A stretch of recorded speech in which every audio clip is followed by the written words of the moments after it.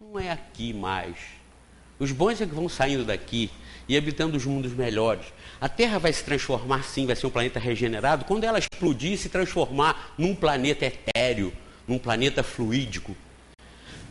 No sistema solar são 8 planetas. 4 são rochosos. 4 são rochosos. Brutos. Viu, Magui? Como a Terra. 4. E 4 são fluídicos, são gasosos. Mercúrio, Vênus, Terra e Marte. Rochosos. Júpiter, Saturno, Urano e Netuno são fluídicos. Esses 4 fluídicos, o que é o espírito superior? É o espírito também mais fluídico, que só pode reencarnar em corpos cada vez mais fluídicos. Quanto mais material, quanto mais rochoso, mais bruto. Então, planetas brutos recebem espíritos brutos. Planetas superiores, fluídicos, recebem espíritos superiores. E o Espiritismo fala sobre isso, que Júpiter, por exemplo, é um dos planetas que abriga uma das civilizações mais avançadas do universo. É perfeitamente válido. Eles têm contato conosco, eles vêm aqui, eles fazem o que querem aqui e nós não vamos lá. Nós não temos acesso, mas os superiores têm acesso aos inferiores. Então, o planeta vai se transformar sim, mas como planeta, quando se fala em planeta transformar, física e geologicamente, é uma coisa. Quando se fala em humanidade transformar moralmente, é outra. A Terra só tem todo esse destaque para nós porque ela abriga uma civilização chamada humana. Porque ela tem aqui agarrado nela 6 bilhões e 800 milhões de almas, que somos nós, vocês que estão aí. Por aqui já passaram até hoje 105 bilhões de almas. Se ninguém tivesse morrido, a Terra hoje teria 105 a 108 bilhões de habitantes. Claro que não caberia, não daria para funcionar isso tudo junto aqui. Mas não vai e volta, não vai e volta, não vai para outros mundos, não vem de outros mundos. Isso aí faz parte desse processo, desse intercâmbio, dessa evolução a que a Terra, nós e o universo está sujeito. Então, quando os espíritos trouxeram essas informações, é para que nós, vermelhinhos aqui, conhecendo essas informações, saibamos nos educar, saibamos viver aqui sem achar que isso aqui é nosso e sem querer levar isso aqui quando nós morremos. Quanto mais nós nos desapegamos da Terra, mais evoluído nós estamos ficando. Porque nós aí estamos abrindo mão das influências materiais que nós tanto gostamos. Nós gostamos de ter as coisas materiais, ter o melhor carro e às vezes até o maior carro. É uma estupidez a gente ver um casal. A gente vê um casal sozinho, um casal de velhinho, que compra, não se satisfaz com um Fiesta, com um carro pequeno, compra um Tucson, um Super Tucson, um Tucsão, um Land Rover, e o cara é igual um tanque de guerra, num lugar que já não tem estacionamento, uma gasolina cada vez mais cara, um combustível cada vez mais poluente, mas o cara tem que ter um carrão. Mas eu às vezes até pergunto, uma Hilux, cabine tripla, carroceria no fim, eu até às vezes pergunto, mas por quê?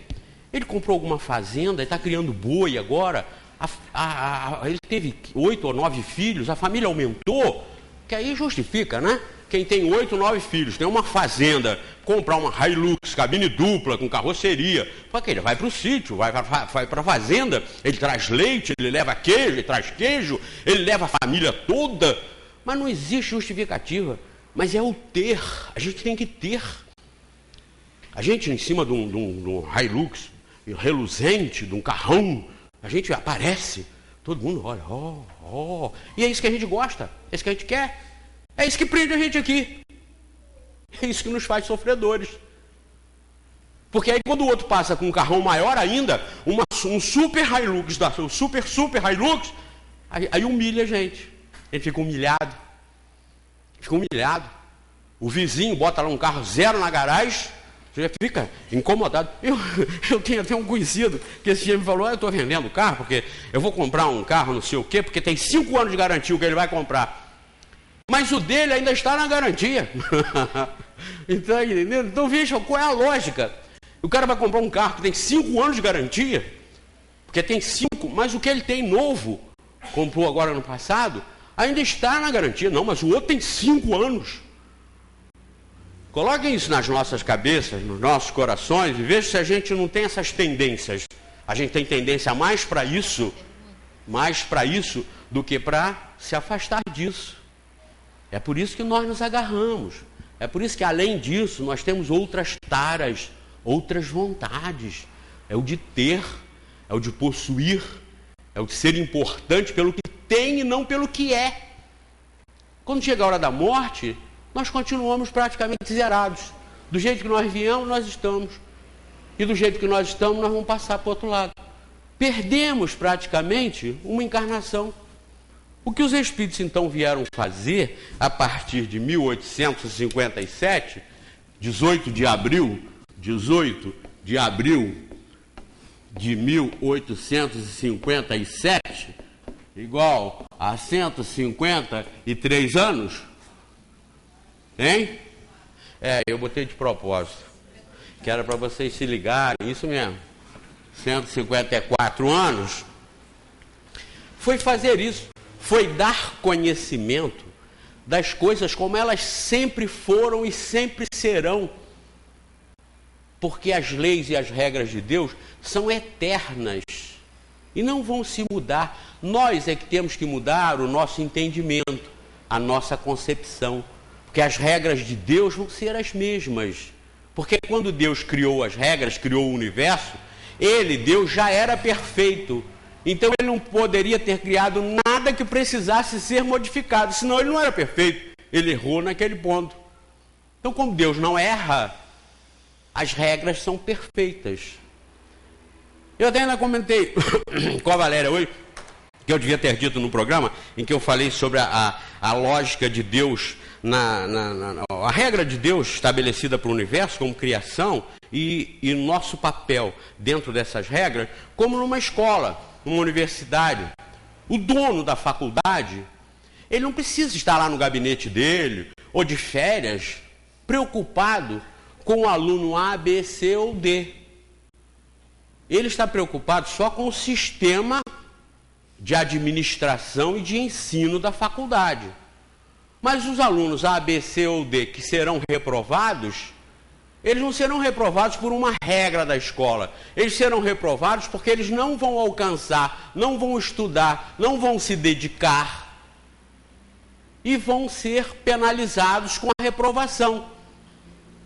Mas não é o dono da escola que vai ter que ficar lá falando fulano vai ser reprovado, cicrano, rebeltrano. Não, é uma regra já estabelecida. Os próprios funcionários da universidade, os professores, são os integrantes do esquema. Até o funcionário da secretaria que lança as notas, que digita as notas, todos esses integrantes do processo da educação numa universidade vão fazer com que o processo se desenrole, o processo se desencadeie e, ao final, uns passam bem, outros passam raspando, outros são reprovados, mas não houve ingerência do dono da faculdade, do reitor da universidade, não houve. É a regra, é o normal. O dono da faculdade não se desespera com aquilo, foram 10 reprovados, não se desespera. Se numa universidade 99% fossem reprovados, aí sim, aí o reitor tinha que tomar uma atitude. Aí o defeito é da escola, o defeito é do processo, o defeito não pode ser da turma. É o que acontece na Terra. Se nós formos analisar isso aqui, 99% está perdido, à luz de uma única vida. À luz de uma única vida, 99% disso aqui estaria perdido. Uma humanidade cruel, vingativa, violenta, agressiva, hipócrita, falsa, tudo de ruim. Aí seria processo errado de Deus. se não houvesse reencarnação. Mas como existe a reencarnação, volta ao início, que maravilha. Nós estamos numa escola do universo. Hoje nós estamos habitando aqui, amanhã estaremos habitando outros mundos, que sejam melhores pelo esforço que nós estivermos fazendo nessa vida para nos melhorarmos sentimentalmente. Não é o intelecto que vai resolver, é o sentimental, é o emocional, é o moral. O intelecto ajuda o surgimento do moral, mas o moral pode ser desenvolvido mesmo você não estando muito preocupado aí com o intelecto não, mas você estando fazendo as suas obrigações. Então nós estamos nesse universo, com essas diversas escolas, a Terra e mais outros e outros mundos espalhados por aí, para que nós nos desenvolvamos e sejamos sempre aprovados no abrilhantamento, no aprimoramento, no aperfeiçoamento de nós, cada um de nós. Aí você pode pensar assim, mas eu vou me aperfeiçoar em quê? Eu vou, sabe o quê? Perdoa alguém. É difícil alguém que não tenha assim, uma certa antipatia com outras pessoas. É difícil. Perdoa alguém. Coisas simples. Querem ver? Eu aprendi uma há pouco tempo. Eu caminho por alguns lugares aí, pelo meio do mato, pela estrada abandonada, e eu passava num lugar que tinha alguém trabalhando numa oficina mecânica. O sujeito começou a comprar carro velho, ele começou a transformar aquilo num ferro velho. Então você passa lá, está cheio de carro velho, aquilo na rua, incomodando. Eu comecei a me irritar com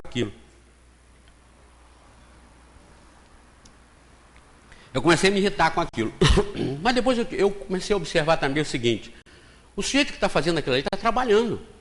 Eu não passo lá e eles estão de brincadeiras. Não, eles estão lá no martelo, eles estão lá todos lambuzados, lá de graxa, estão trabalhando. Eu comecei a olhar diferente, eu vi que eu que estava vendo errado. Tá bem, eles estão atrapalhando ali, mas quem? Eu passar? Não, porque dá até para passar um carro, e dá para eu passar perfeitamente.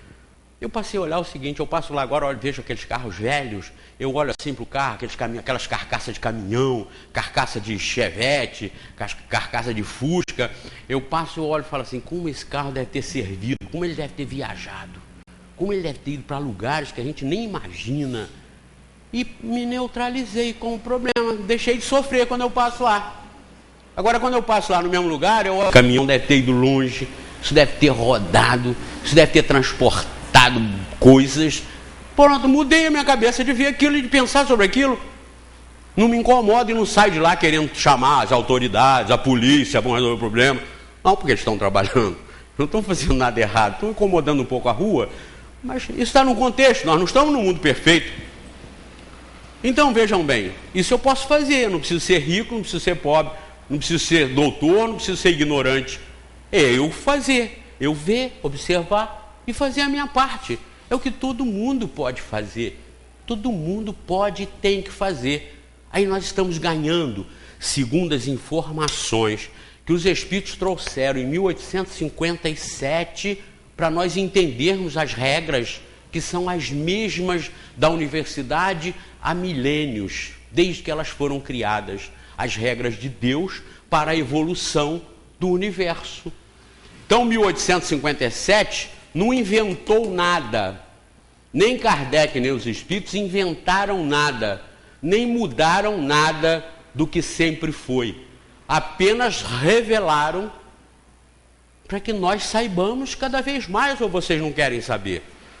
Ou vocês não querem saber? Essa reunião hoje é de perguntas e respostas. Lembram que eu já falei aqui que não é qualquer centro que faz isso? Já falei várias vezes aqui. Não é qualquer centro que vocês vão frequentar e que abre para perguntas e respostas. Nós aqui fazemos isso há mais de 10 anos ou 15 anos sem nenhum problema. Vocês sabem que toda última reunião do mês nós temos aqui uma abertura para perguntas e respostas. Por que a gente faz isso? Porque eu disse no início, o espiritismo é dinâmico. O espiritismo é para enfrentar e resolver e explicar os problemas todos da realidade humana, não em 1857, mas para sempre, cada vez avançando mais. Os outros não abrem. Por quê? Qual a diferença daqui para os outros? Aqui se baseia na codificação de Kardec. Então aqui nós não temos dúvidas, nós não temos questão. Porque nós estamos baseados na revelação que foi feita para Kardec, no Livro dos Espíritos. E como lá fora se admite uma porção de mensageiros, de espíritos superiores, entre aspas, de reveladores, etc., dá confusão. Porque os espíritos que estão aí fora, enchendo o mundo, o mercado de livros, quando eles falam as opiniões deles, que às vezes contrariam o espiritismo, as pessoas que não estudam não sabem e aceitam. Quando abre para pergunta e tem lá um esperto no meio, que eles chamam até de espírito de porco, e o cara pergunta, aí cria o problema, aí dá confusão. Ah, mas o Emmanuel falou isso. Sim, mas o espiritismo fala aquilo. Aí complica, aí começa a dar confusão. Só fazem uma ou duas e aí acaba. Aqui não, aqui faz há mais de 15 anos sem problema. Eu no programa estou há 8 anos lá falando nesse tom e às vezes até mais grave, pedindo contestações, principalmente do movimento chamado espírita, e até hoje nenhuma. Por quê? Porque nós estamos baseados no espiritismo. Essa é a diferença. Vocês quando vêm aqui, vêm ouvir espiritismo. Vêm raciocinar, meditar, aprender, como eu, espiritismo. Da codificação. Já disse e repito, não cabe a nós dizermos para vocês o que é falso lá fora. Esse não é o propósito do centro. O nosso propósito é dizer para vocês o que é verdadeiro. Aprendendo o verdadeiro, vocês mesmos vão resolver o falso. Vocês mesmos vão se livrar do falso. Lembra aquele dólar que eu falei, que trouxeram um especialista americano para ver uma derrama de dólares falsos que estava havendo aqui no sul do Brasil? Isso já tem uns 10 anos, talvez, ou um pouco menos. E eu vi uma entrevista da Miriam Leitão, entrevistando um especialista em dólar verdadeiro dos Estados Unidos, que veio dos Estados Unidos para cá, e ela perguntou para ele, mas por que o senhor não detecta quais são os falsos? Ele falou, não, eu não sou especialista no falso, eu sou especialista no verdadeiro. Tudo que sai do verdadeiro é falso. Não é fácil isso? Não é legal? Então aqui é um centro espírita. Vocês têm que aqui aprender, e eu também, o espiritismo verdadeiro. Não preciso dizer para vocês se o livro ABC ou D é falso. Não. Eu lendo, eu sei. Vocês também lendo, vocês vão saber. Porque vocês estão aprendendo o verdadeiro. Pois bem, essas reuniões de perguntas e respostas que só se faz aqui, ousadamente, prestem atenção. O Papa, sexta-feira agora, num lance de loucura, para fazer o que fez, foi num momento de loucura. Abriu para perguntas depois da missa da sexta-feira santa, Tobias. Abriu para perguntas. E é claro que eles devem ter colocado no ar a pergunta, devem ter editado aquilo, né, Mar? Deve ter colocado no ar a pergunta mais brilhante e a resposta mais brilhante dele. Colocaram no ar. Claro que um prato cheio, para mim, por exemplo, particularmente, que tenho a missão, a função assumida de divulgar a doutrina espírita. Claro que isso para mim é um prato cheio.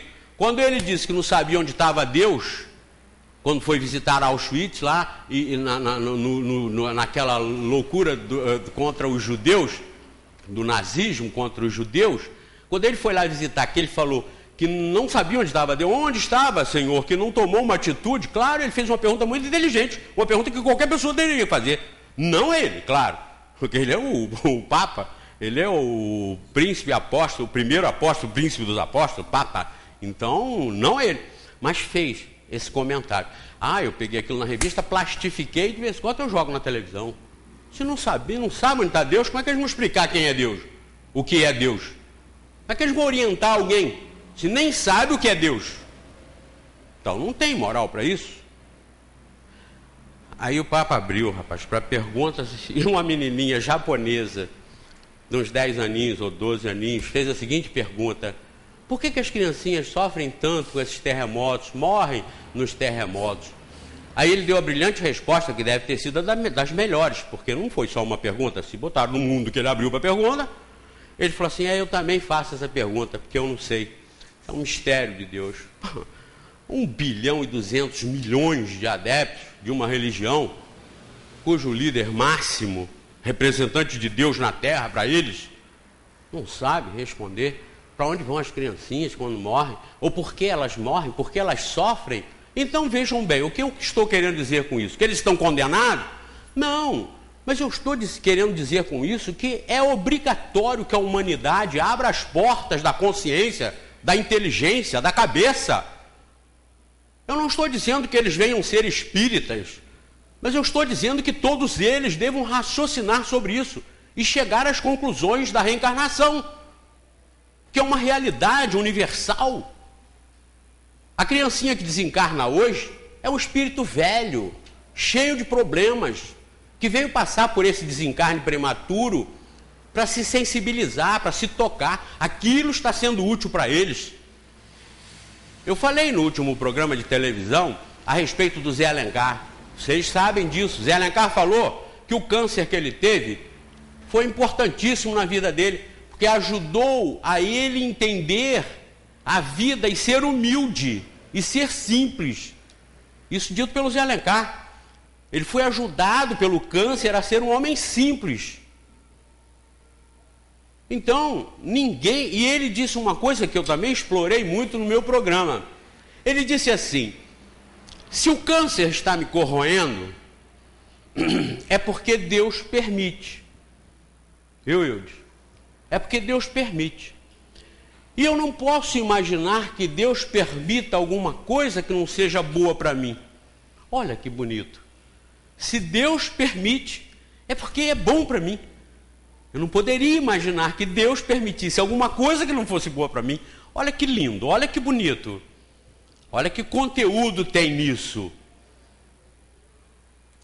É uma colocação, é uma postura de quem está pesquisando, pensando, analisando, meditando e vendo que ninguém sofre por acaso.